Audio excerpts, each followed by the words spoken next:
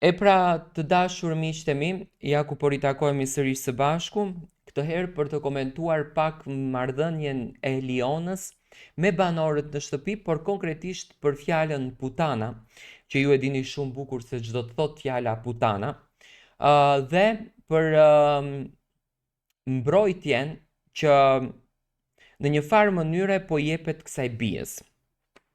Unë jam rreptësisht kundër bijes si banore, sepse e para njëherë bija nuk është duke bërë asnjë lloj loje. E dyta, bija nuk ka asnjë lloj qëndrimi sepse nuk e njeh gjuhën shqipe.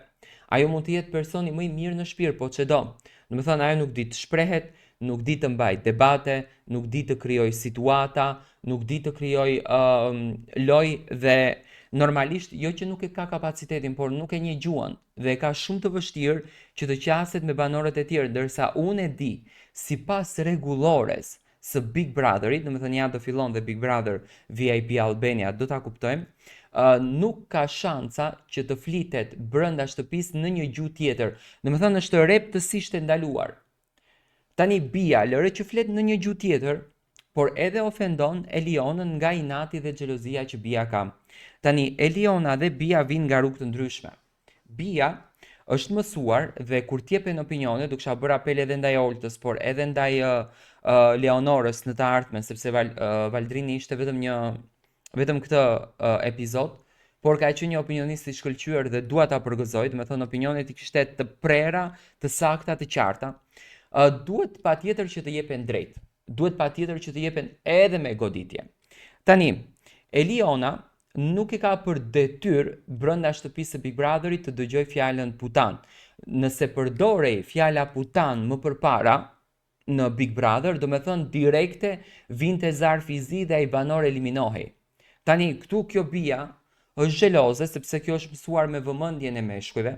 Është mësuar që meshkujt ta marrin në dorë, por kjo nuk arrihet dot ta kuptojnë që meshkujt preferojnë natyrën e Elionës, karakterin e Elionës, tipin e Elionës, se ne jemi shqiptarë dhe Eliona është goca më ideale që ato meshkuj mund ta pëlqejnë dhe mund të krijojnë diçka brenda shtëpisë, edhe pse Eliona po mban shumë qëndrim, po mban shumë karakter. Për shembull, e shikoja mbroma ajo vërtet i afroheshte Edit me respekt, por i afrohet në kuptimin e një mikut, në kuptimin e një banorit aty brenda. Nuk është se kishte diçka mes tyre, edhe pse kimia e tyre mund të jetë shumë e përbashkët. Por në anën tjetër, kemi Tonin, të cilin mua më duket bija sikur dëshiron ta përdunon. Domethënë sikur dëshiron ta merr me zor, o ti je shijimi se s'bën. Dhe në këtë rast, toleranca të fjalëve putana dhe fjalëve të tjera që fliten në shtëpi dhe që tregohet një edukim i brezit të ri, që unë them nuk është edukim i brezit të ri, qëndroj me fjalën që tha Valdrin Sahiti, sepse nuk është ky një edukim i brezit të ri, por është një reality show që kështu e kërkon standardi. Kjo është në rregull. Dhe të tolerohet bija dhe bija që nga më e votuar, unë nuk e di kush është ky shqiptari që e voton këtë bien të ri në shtëpi, seriozisht. Tash kjo bija nuk ka shikueshmëri fare nga vendi ku vjen. Dhe pas ka fansa në shqiptari, kjo ta heq petullën fare. Po nice.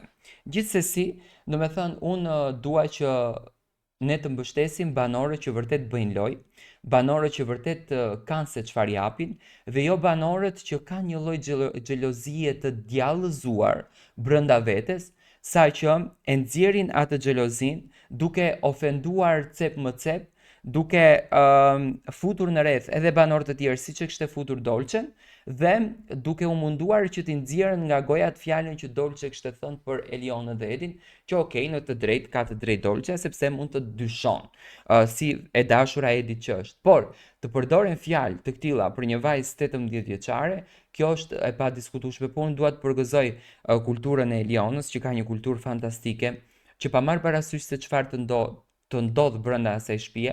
Eliona është shumë e qetë, Eliona është shumë e pastër shpirtërisht dhe është shumë pozitive si njeri.